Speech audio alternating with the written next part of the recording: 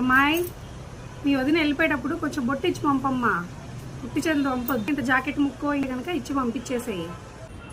ఇదిగో వదిన, బొట్లన్నీ తెస్తున్నాను. ఈ డబ్బాలో పెట్టేసి పెట్టాను. ఏ బొట్టు కావాలో పెట్టుకో, తీసుకో.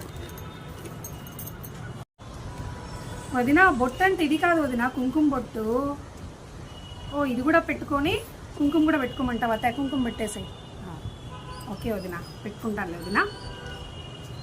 ఇదేదో బాగుంది, కొత్త ట్రెండ్ సెట్ చేసింది మా వదిన.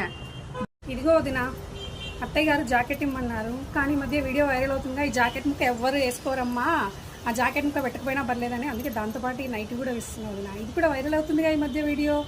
నైటీ కూడా అందరూ మాకు ఇష్టము, నైటీ కొనిచ్చండి పట్టుచీరలు బదులు అని చెప్పేసి, అందుకే జాకెట్ నైటీ. ఇది కుట్టించుకో నీ ఇష్టం. ఇదైతే ఖచ్చితంగా వేసుకుంటావు కదా, అందుకే ఇది. అవునా వదిన, నువ్వు అన్ని ట్రెండ్ సెట్ చేస్తావు వదిన, ట్రెండ్ ఫాలో కావు. బొట్టు అంటేనేమో స్టిక్కర్లు కుంకుమ ఇచ్చేసావు, ఇప్పుడు ఏదైనా ఇమ్మండి అంటే జాకెట్తో పాటు నైటీ కూడా ఇస్తున్నావు.